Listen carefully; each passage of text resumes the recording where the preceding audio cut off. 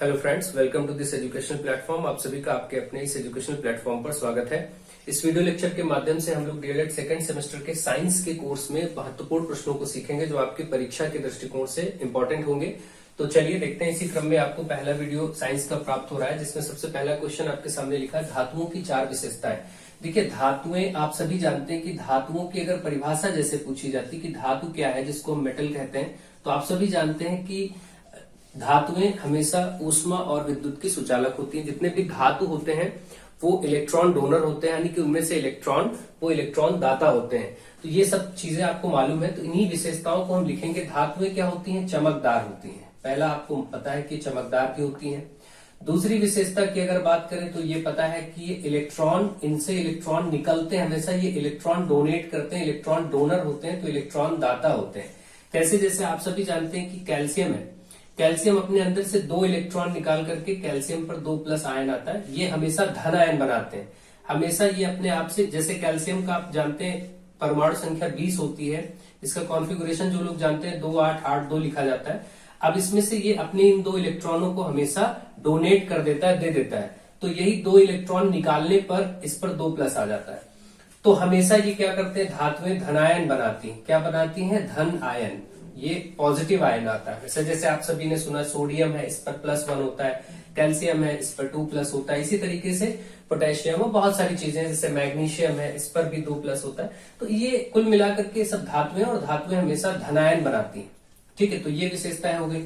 आगे और विशेषताओं की बात करें तो ये विद्युत धातुएं, इलेक्ट्रिसिटी, विद्युत मतलब इलेक्ट्रिसिटी तथा ऊष्मा, विद्युत और ऊष्मा यानी हीट की क्या होती हैं? सुचालक होती हैं, गुड कंडक्टर।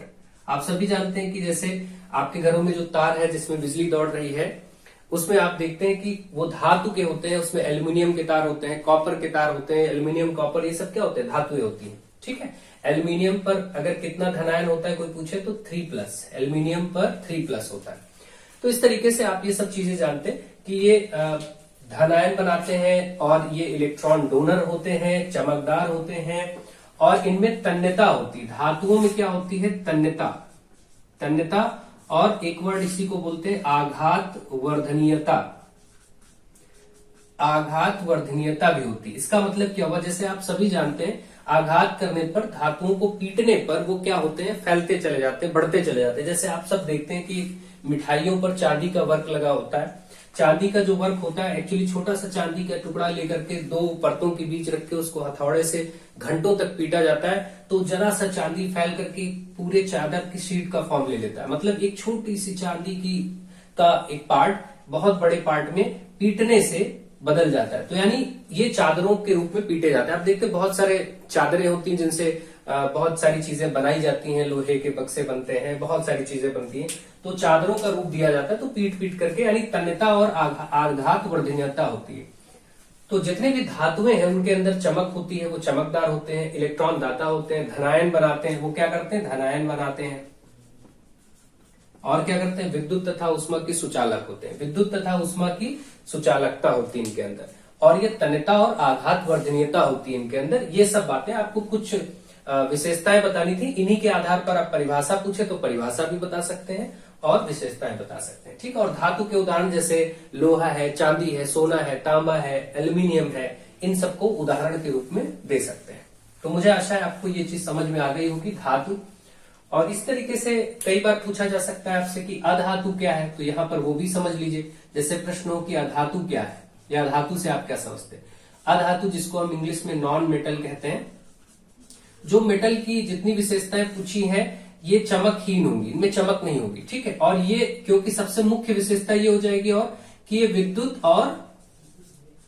विद्युत यानी कि इलेक्ट्रिसिटी और ऊष्मा, हीट की क्या हो जाएंगी? कुचालक होंगी। ये सुचालक नहीं बल्कि कुचालक, यानी बैड कंडक्टर्स। ठीक है, और इसके बाद इसमें क्या होगा? ये इलेक्ट्रॉन एक्सेप्टर होंगे। इलेक्ट्रॉन दे नहीं सकते, इलेक्ट्रॉन ग्रहण करते हैं। ये इलेक्ट्रॉन ग्राही होते हैं। ग्राही मतलब ग्रहण करना। इलेक्ट्रॉन एक्सेप्टर, जैसे क्लोरीन है, ये 1- इस पे लगता है। क्लोरीन क्या करता है? इसका कॉन्फ़िगरेशन 2-8-7 होता है। इसको कहीं से 1 इलेक्ट्रॉन की जरूरत होती है, 1 इलेक्ट्रॉन चाहिए होता है, तब ये 7 को 8 बना पाते हैं, मतलब अपना ऑक्टेट कंप्लीट कर पाता है। तो इसका मतलब आप और डिटेल में मत जाइए, सामान्य रूप से ये समझिए कि इलेक्ट्रॉन ग्राही होते हैं, इलेक्ट्रॉन इनको चाहिए होता है, ये इलेक्ट्रॉन डोनेट नहीं कर पाते बल्कि इनको इलेक्ट्रॉनों की आवश्यकता होती है। ठीक है, तो जो अधातुएं होती हैं वो इलेक्ट्रॉन ग्राही होते हैं, विद्युत और ऊष्मा की कुचालक होती हैं। इस जो भी आपने पढ़ा, और इनमें चमक नहीं होती प्राय, और इस तरीके से आपने इनको देखा कि अधातुएं क्या होती हैं। तो इस बेसिक सा एक हम लोगों ने इसका भी परिचय ले लिया। अगला देखते हैं अम्ल और क्षार। अब यहां से देखिए अम्ल और क्षार। अम्ल जिसको आप एसिड कहते हैं, अम्ल क्या है इसकी परिभाषा अगर देखें, इन्होंने अंतर पूछा है, आप उसको ढंग से सीख लेंगे तो पॉइंट में अंतर के रूप में भी लिख लेंगे। देखिए एसिड्स क्या होते हैं, हमेशा एसिड के बारे में अगर हम बात करें तो पहले तो स्वाद में ये खट्टे होते हैं। आप जानते हैं कि इनका स्वाद कैसा होता है, स्वाद में खट्टे होते हैं। और अगर इसकी बात की जाए कि एसिड की परिभाषा मुख्यतः अगर दी जाए तो किस आधार पर दी जाए, तो ये कह सकते हैं कि अगर हम इनको जल में घोलते हैं, जल में घोलने पर, एसिड को अगर पानी में मिलाया जाए, जल में घोलने पर ये हाइड्रोनियम आयन देते हैं, H3O+, इसको कहते हैं हाइड्रोनियम आयन। जल में घोलने पर H3O+ आयन देते हैं, आयन देते हैं। ध्यान रखिएगा H3O+ का नाम क्या है, हाइड्रोनियम आयन। तो आप ऐसे लैंग्वेज में भी लिख सकते हैं कि जल में घोलने पर हाइड्रोनियम आयन। कई जगह आपको ये भी लिखा मिलेगा H+ आयन, हाइड्रोजन आयन देते हैं, बिल्कुल सही है। एसिड हमेशा H+ आयन देते हैं। जैसे कोई एसिड आप पढ़ते हैं HCl, तो ये क्या होता है H+ और Cl-, तो ये H+ आयन देते हैं। लेकिन H+ आयन क्या होता है, नेचुरली एग्जिस्ट नहीं करता, तो इसको हमेशा वाटर के साथ मिलाया जाता है। जब H+ को पानी के साथ क्रिया कराई जाती है H2O के साथ, तो ये H3O+ बन जाता है।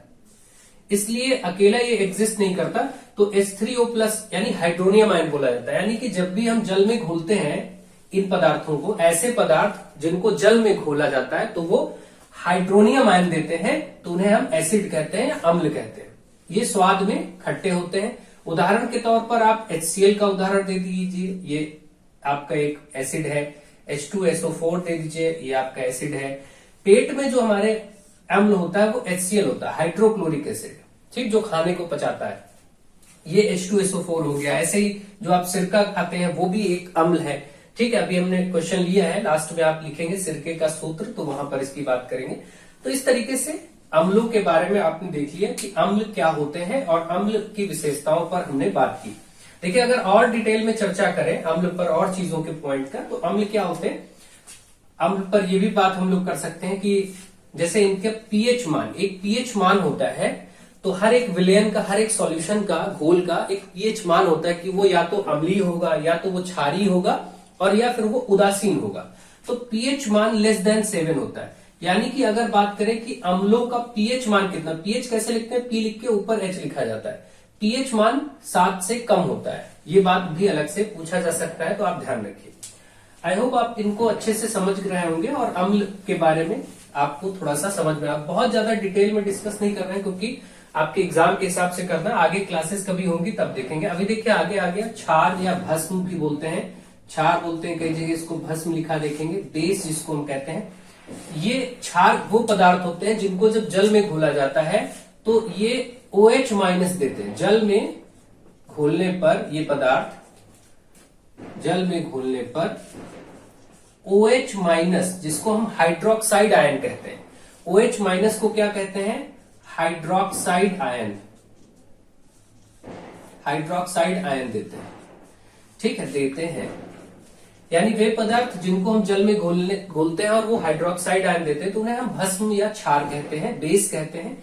बेस हमेशा एसिड को न्यूट्रलाइज कर देता है। बेस और अम्ल का जो, यानी कि अम्ल और क्षार की जो अभिक्रिया होती है उसके फलस्वरूप जो प्राप्त होता है वो उदासीन तत्व प्राप्त होता है, हमेशा ध्यान रखिए। तो ये अम्ल को क्या करता है, उदासीन कर देता है। ठीक, ये भी लिख सकते हैं कि अम्ल को उदासीन करता है। जैसे कभी पेट में एसिडिटी होती है तो इनो आदि ये सब चीजें लाके पीते हैं, तो उससे क्या होता है, पेट में एसिड बढ़ता है, जो आपका HCl पेट में होता है, हाइड्रोक्लोरिक एसिड, इसकी मात्रा बढ़ती है तो क्या होता है, उससे प्रॉब्लम होती है, इरिटेशन होता है। तो उसमें आप लोग इनो या ऐसी चीजें या क्षारीय चीजें पीते हैं खाने से, पीने से, जैसे जीरे का प्रयोग किया जाता है घर में, बहुत सारी चीजें जो क्षारीय होती हैं प्रकृति में, उनको लेने से अम्ल और क्षार दोनों मिलते हैं, अम्ल में क्षार मिक्स हो जाता है, तो उससे क्या हो जाता है, वो तत्व जो चीजें हैं वो उदासीन हो जाती हैं। उदासीन होने का मतलब सामान्यतः नमक के रूप में आ जाता है। जैसे आपको ये चीजें अम्ल और क्षार का उदाहरण देखना है तो आप ये भी देख सकते हैं कि भाई HCl है और कोई क्षार ले लेते हैं, जैसे हम NaOH ले लेते हैं, तो क्या होगा, ये NaCl अलग हो जाएगा, ठीक है, और ये वाटर बन जाएगा, तो इधर से नमक बन जाता है NaCl प्लस वाटर। इस तरीके से ये न्यूट्रलाइज कर देता है, उदासीन कर देता है, ठीक है। NaCl तो आप जानते हैं किसका सूत्र है, साधारण नमक का सूत्र होता है।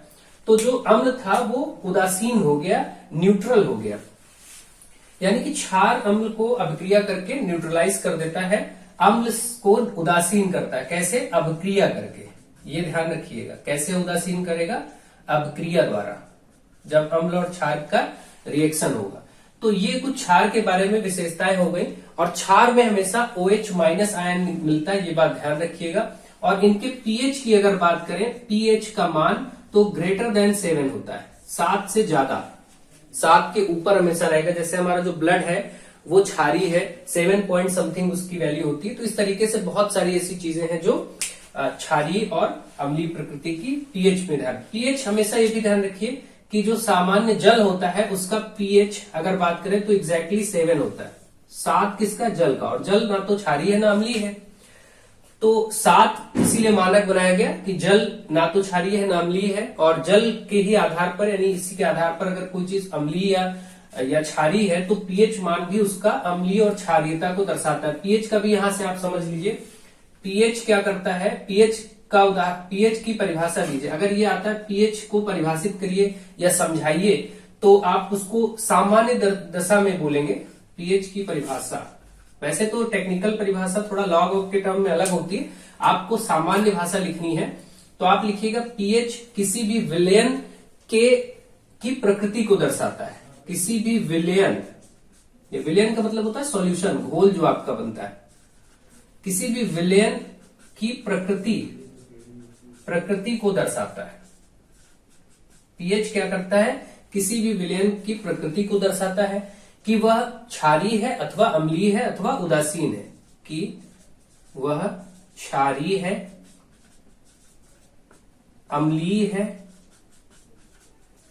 अथवा उदासीन है। या तो वो क्षारीय होगा या अम्लीय होगा या उदासीन होगा। तो इसके लिए एक स्केल बनाया गया 7 से नीचे और 7 से बड़ा। 7 से छोटी वैल्यू जितनी होगी pH की वो अम्लीय होंगे। pH मान, अगर ये pH मान की स्केल हमने बनाई है, 7 से कम अम्लीय, 7 के बाद क्षारीय, और एग्जैक्टली 7 तो उदासीन। ठीक, इस बात को ध्यान रखें, न्यूट्रल। तो ये pH पर भी अगर प्रश्न आ जाता है तो आप इसको कर लीजिएगा, ठीक है। तो इस तरीके से मुझे आशा है कि आपको ये बातें समझ में आ गई होंगी, और इन पर प्रश्न अगर आते हैं तो आप कर पाएंगे। अगला क्वेश्चन देखिए, क्वेश्चन नंबर 3।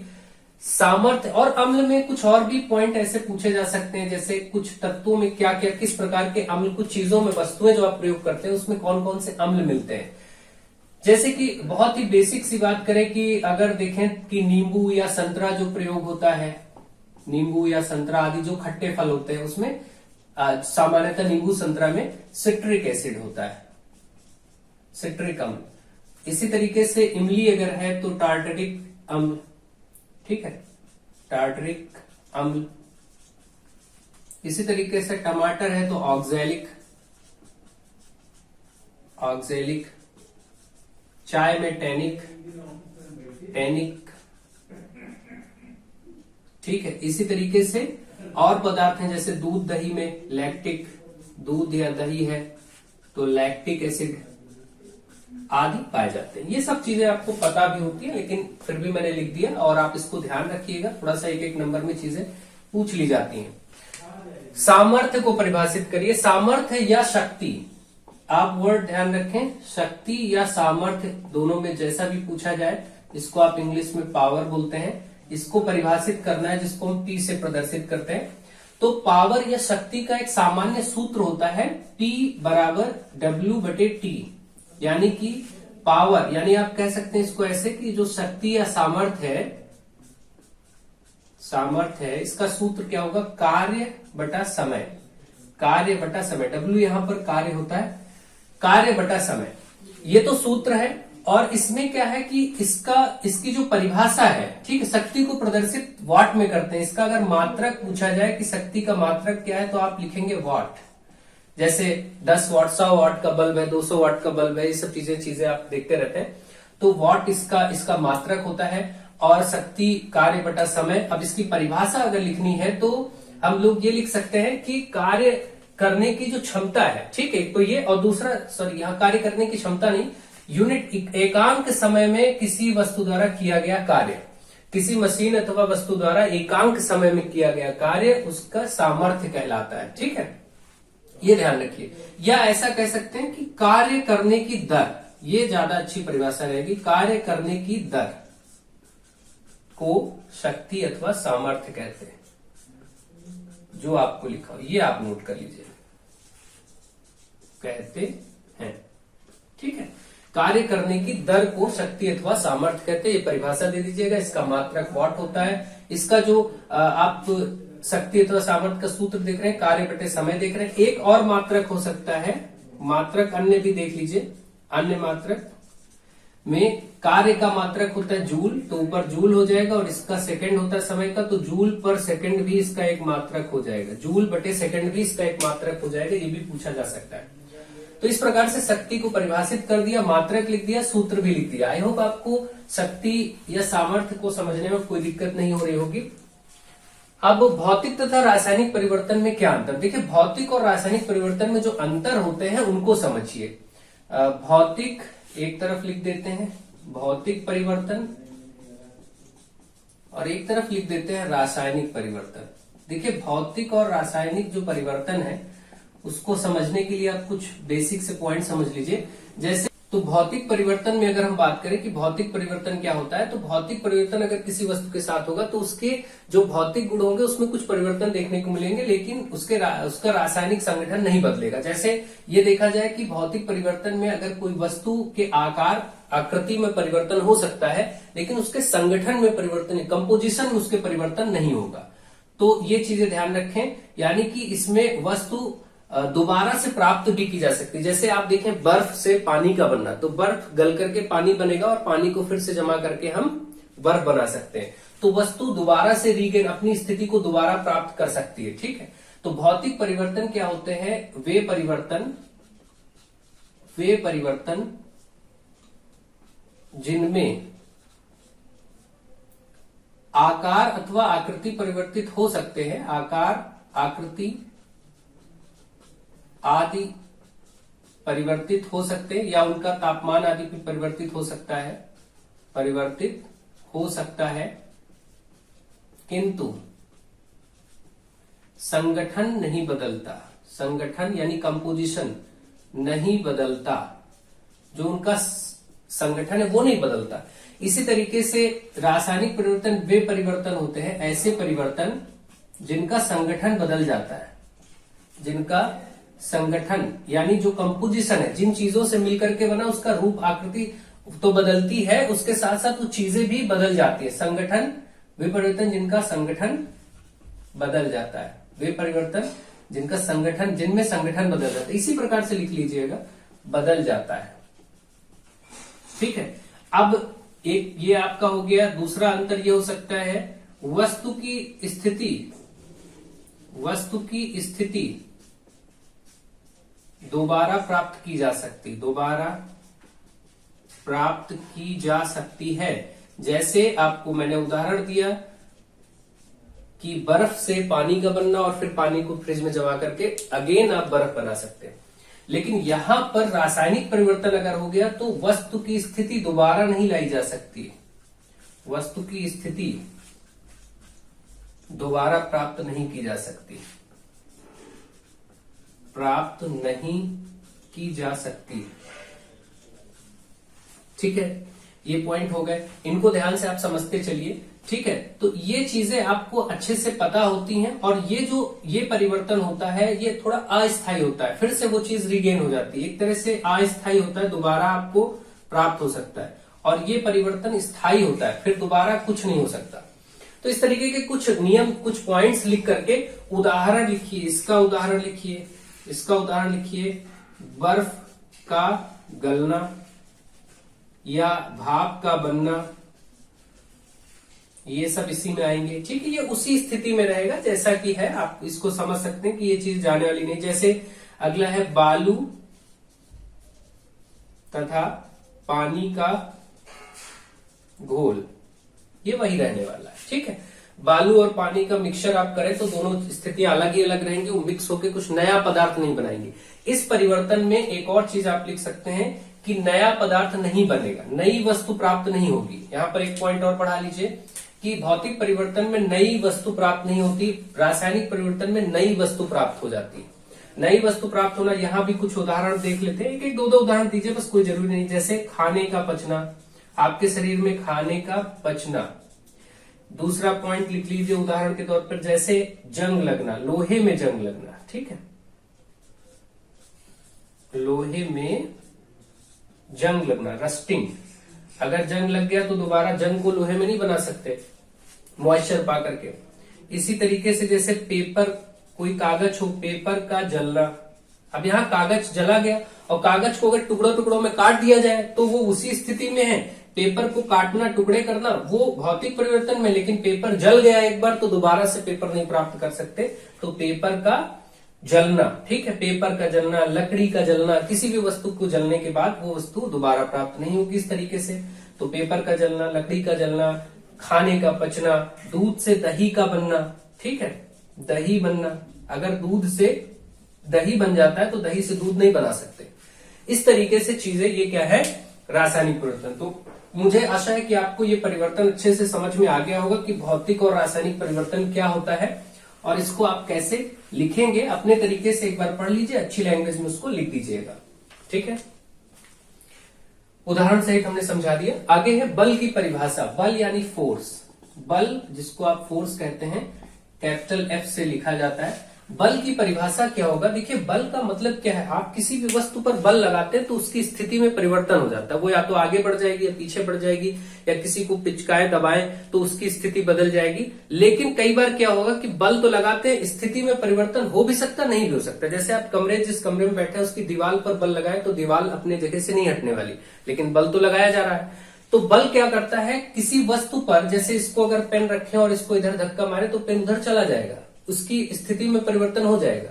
लेकिन कुछ जगहों पर परिवर्तन नहीं भी होता है। तो क्या होता है, बल की आप परिभाषा लिख सकते हैं। बल एक प्रकार से बाहर से काम करता है, कहीं पर आप बल लगाएंगे तो बाहर से ही काम करेगा। सामान्यतः बल क्या है, बल वह बाह्य कारक है, बाह्य मतलब बाहरी, बाह्य कारक है जो वस्तु की स्थिति में, जो वस्तु की स्थिति में, यानी जिस स्थिति में वस्तु है, स्थिति में परिवर्तन करता है। या तो उसमें बदलाव कर देगा, परिवर्तन करता है, अथवा या तो फिर परिवर्तन करने का प्रयास करेगा, अथवा परिवर्तन करने का प्रयास करता है, करने का प्रयास करता है। जैसे मैंने आपको उदाहरण बताया कि अगर दीवार में आप बल लगाएंगे तो वो परिवर्तित नहीं होगा, लेकिन किसी वस्तु पर, कोई वस्तु ऐसे पड़ी, इस पर आप बल लगाते हैं तो हो सकता है कि ये यहां से यहां आ जाए, तो ये परिवर्तन हो गया, यहां पर था और यहां पर आ गया। लेकिन कुछ वस्तुएं, कुछ चीजें ऐसी जिन पे बल लगाने से कोई अंतर भी नहीं आएगा। तो बल वह बाह्य कारक है जो किसी वस्तु की स्थिति में परिवर्तन करता है अथवा परिवर्तन करने का प्रयास करता है। ऐसे आप परिभाषा दे देंगे। तो बल को एफ से लिखते हैं, एफ बराबर एम ए, एक सूत्र होता है एम गुणे ए, जिसको आप हिंदी में लिखना चाहें तो बल बराबर एम को कहते हैं द्रव्यमान, द्रव्यमान गुणे ए को कहते हैं त्वरण। ये आप बल का सूत्र जानते हैं। बल का अगर मात्रक बोला जाए तो बल को न्यूटन में प्रदर्शित किया जाता है, जैसे 10 न्यूटन, 15 न्यूटन, कुछ भी आप बोले तो इसका न्यूटन होता है मात्रक। तो इस तरीके से आप इसको समझ गए होंगे। इतनी बातें ध्यान रखिए, इतने से आपका कार्य हो जाएगा। नेक्स्ट क्वेश्चन है, मात्रक भी हो गया, कार्य को परिभाषित कीजिए। कार्य, ठीक है, कार्य जिसको आप वर्क बोलते हैं और W से प्रदर्शित किया जाता है। कार्य का जो मात्रक होता है वो जूल होता है, कार्य को जूल में व्यक्त किया जाता है। ध्यान रखिएगा कि 10 जूल, 20 जूल, 25 जूल, इस तरीके से। अब कार्य क्या है कि कार्य को आप ये बोल सकते हैं कि जब किसी वस्तु पर बल लगाया जाता है और वह वस्तु विस्थापित हो जाती है तो इस क्रिया को कार्य कहते हैं। ठीक है, यानी कि जो बल लगाने से वस्तु के विस्थापित होने की क्रिया को कार्य कहा जाता है। अगर हम किसी भी वस्तु पर बल लगाएं और ये कुछ मीटर, मान लीजिए 6 मीटर या जितने भी मीटर विस्थापित हो गई, तो ये जो क्रिया है जिसमें बल लगाने से इस वस्तु में विस्थापन हुआ, वस्तु में क्या हुआ, विस्थापन हुआ, ठीक है, डिस्प्लेस हो गई वस्तु, तो इसको हम कार्य कहते हैं। तो कार्य क्या है, कार्य एक प्रकार से बल द्वारा वस्तु को विस्थापित करने की क्रिया को कार्य कहा जाता है। आप ऐसे लिख सकते हैं। एक परिभाषा जो टेक्निकल टर्म में लिख सकते हैं, जैसे आपको पता है कि कार्य बराबर, कार्य जिसको हम W से लिखते हैं, बराबर फोर्स यानी बल, बल गुणे विस्थापन सूत्र होता है, ठीक है। कार्य बराबर बल गुणे विस्थापन यानी W बराबर F गुणे D। अगर विस्थापन को डिस्प्लेसमेंट D से लिखें तो ये सूत्र होता है। बल और विस्थापन के गुणनफल को कार्य कहते हैं। ऐसा भी आप परिभाषा लिख सकते हैं, बल तथा विस्थापन के गुणनफल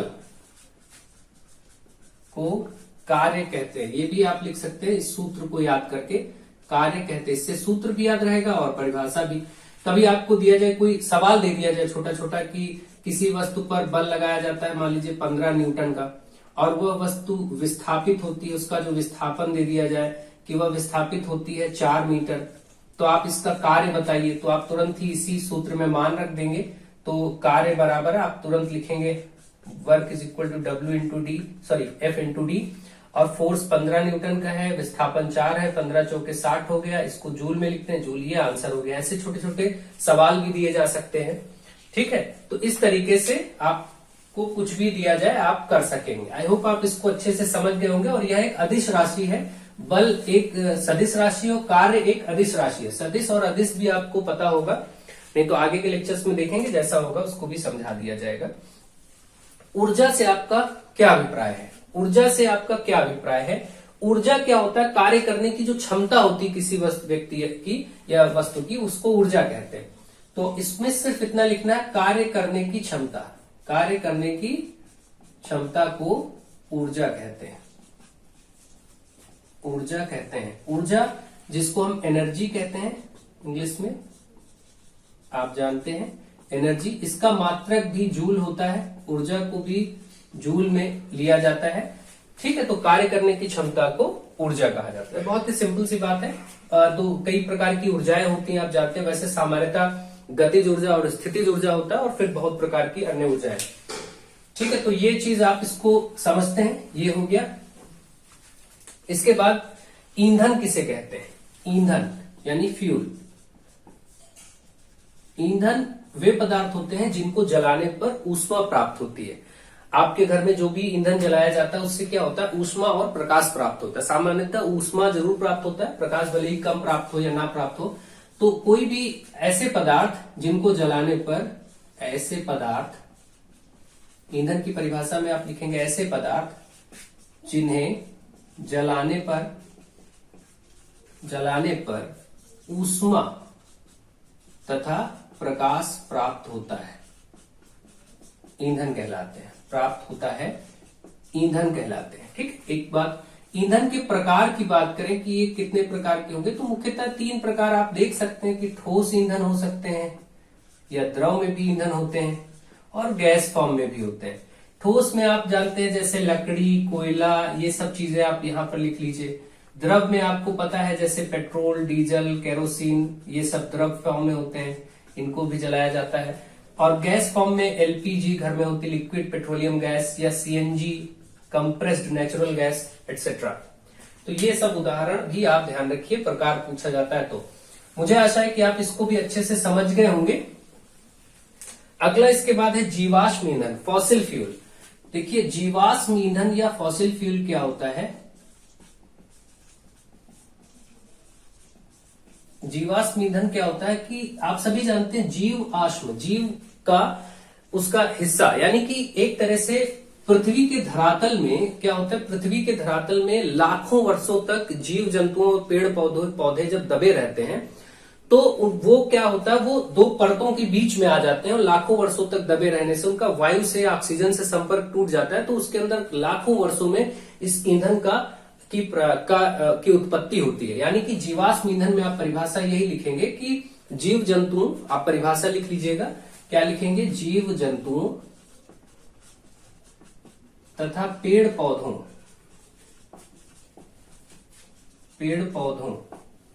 के लाखों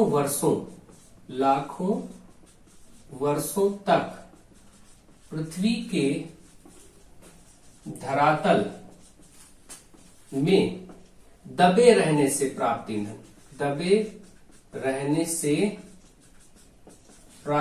ईंधन जीवाश्म ईंधन कहलाते हैं।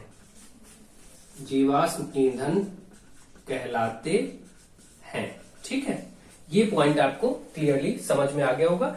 जैसे उदाहरण क्या है, पेट्रोल डीजल आदि, उदाहरण में भी आप दे सकते हैं, पेट्रोल ऐसे ही प्राप्त होता है, पेट्रोल डीजल आदि। ठीक है, कोयला भी लिख सकते हैं इसको, कोयला।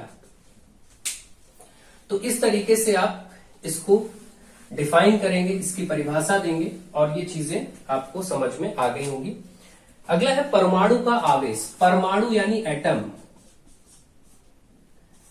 परमाणु जिसको हम एटम कहते हैं। देखिए, परमाणु जो होता है अपने आप में उस पर कोई आवेश नहीं होता है, किसी प्रकार का धन आयन या ऋण आयन होता ही नहीं है। सामान्यतः परमाणु है, जैसे हम सोडियम का परमाणु कहें तो ये अपने आप में इलेक्ट्रिकली न्यूट्रल है। कोई भी परमाणु अपने आप में न्यूट्रल होता है, उदासीन होता है, उसमें कोई मात्रक नहीं, कोई उस पर आवेश नहीं होता। तो परमाणु का आवेश अगर पूछा गया तो शून्य, इसका उत्तर दीजिएगा शून्य या उदासीन। ठीक है, यानी कि परमाणु, इसका आंसर आप लिखेंगे कि परमाणु का आवेश शून्य होता है अथवा उदासीन होता है। अब आप समझ लीजिए कि परमाणु पर कोई भी आयन, तब तक इसमें ये कोई आवेश नहीं आएगा जब तक ये इलेक्ट्रॉनों का लेन देन न करे, या तो इलेक्ट्रॉन डोनेट करे। कोई भी परमाणु क्या करता है, जब अपने अंदर से इलेक्ट्रॉन क्या करेगा, इलेक्ट्रॉन उत्सर्जित करे, निकाल देता है, उत्सर्जित करता है, तो इस पर धनायन आता है। ठीक है, पॉजिटिव। ठीक है, जिसको हम कैटायन भी कहते हैं इंग्लिश में। और कोई भी परमाणु अगर इलेक्ट्रॉन उत्सर्जित ना करे, इलेक्ट्रॉन ग्रहण करे, तो उस पे ऋण आयन आता है, ये ध्यान रखिए। तब जाके उन पे आवेश धनात्मक या ऋणात्मक आता है।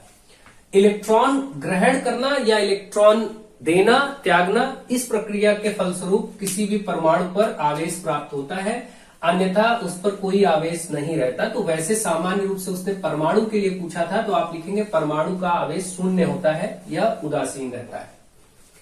अगला, परमाणु संख्या को परिभाषित करें। परमाणु संख्या, देखिए एटॉमिक नंबर, परमाणु संख्या या एटॉमिक नंबर।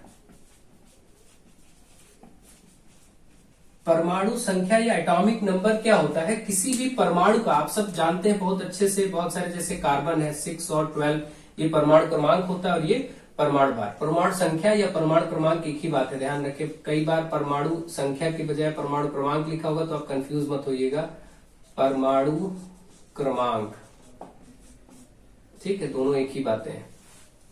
जैसे कार्बन 612, इसका परमाणु संख्या 6 है। परमाणु भार, इसको कहते हैं परमाणु भार।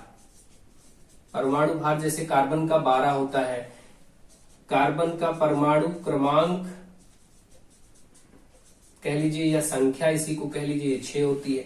तो ये जो 6 ये है क्या, एक्चुअली इसकी परिभाषा क्या लिखेंगे, तो इसकी परिभाषा में लिखेंगे कि जो किसी भी पदार्थ, किसी भी परमाणु के लिए जो प्रोटॉनों की संख्या होगी, जो उसमें प्रोटॉन होंगे, ध्यान रखिएगा, प्रोटॉनों की संख्या को, किसी भी परमाणु में प्रोटॉनों की संख्या को परमाणु क्रमांक कहा जाता है। ध्यान रखिएगा, कई लोग इलेक्ट्रॉनों की संख्या लिखेंगे, वो गलत हो जाएगा। प्रोटॉनों की संख्या को परमाणु क्रमांक कहा जाता है, परमाणु क्रमांक कहते हैं। ठीक है, ध्यान रहे, किसी परमाणु में प्रोटॉनों की संख्या जितनी होगी वही उसका परमाणु क्रमांक होगा। वो अलग बात है कि जितने प्रोटॉन होते हैं उतने ही इलेक्ट्रॉन होते हैं, संख्या में बराबर होते हैं, लेकिन परिभाषा आप परमाणु क्रमांक की ऐसे देंगे कि प्रोटॉनों की संख्या को ही परमाणु क्रमांक कहा जाता है। ठीक है, तो ये चीज आपको ध्यान रखना है। आई होप आप इसको भी अच्छे से समझ गए होंगे और बहुत डिटेल में नहीं जाएंगे। अगला है लास्ट, सिरका एवं बेकिंग सोडा। देखिए सिरके का सूत्र क्या होता है, सिरका जो आप घर में यूज करते हैं विनेगर, उसका सूत्र होता है CH3COOH। इसका एक और नाम होता है IUPAC में एथेनोइक एसिड, एथेनोइक अम्ल भी कहते हैं। और सामान्यतः इसका नाम जो होता है वो एसिटिक एसिड होता है, एसिटिक अम्ल या एसिटिक एसिड। और सिरके का ये सूत्र हो गया। इसी तरीके से बेकिंग सोडा, ठीक है, बेकिंग सोडा का जो सूत्र होता है वो होता है NaHCO3, sodium bicarbonate, sodium bicarbonate भी कहते हैं इसको, ये इसका रासायनिक सूत्र हो गया। ऐसे ही बहुत सारे अन्य सूत्र आपसे पूछे जा सकते हैं, बहुत प्रकार के सूत्र अक्सर पूछे भी जाते रहते हैं। जैसे आपसे पूछा जाए कि बुझा चूना क्या होगा, तो इसका सूत्र होता है CaOH का होल ट्वाइस। या चूना पत्थर हो, पत्थर के फॉर्म में जो आप लाते हैं बाहर से मार्केट से चूना पत्थर, ये इसका सूत्र क्या होगा, कैल्शियम ऑक्साइड। नमक का सूत्र क्या होगा, आप जानते हैं NaCl। ऐसे बहुत सारे सूत्र पूछे, जैसे ब्लीचिंग पाउडर, ब्लीचिंग पाउडर का अगर सूत्र पूछे, कई बार पूछा जाता है ब्लीचिंग पाउडर CaOCl2। ऐसे बहुत अन्य सूत्र हैं, जिप्सम, प्लास्टर ऑफ पेरिस, आगे हम बात करेंगे इस पर। तो फिलहाल कुल मिलाकर के आपको ये कुछ क्वेश्चंस मैंने साइंस में कराए। अगर आपको इस श्रृंखला महत्वपूर्ण लगती तो आप बताइए, मैं आपके लिए और 1-2 लेक्चर्स कंप्लीट करा दूंगा, जिससे बहुत सारे इंपॉर्टेंट क्वेश्चंस आपके तैयार हो जाए। आपको ये वीडियो लेक्चर्स पसंद आते हैं तो लोगों में शेयर करें। So thank you to all of you.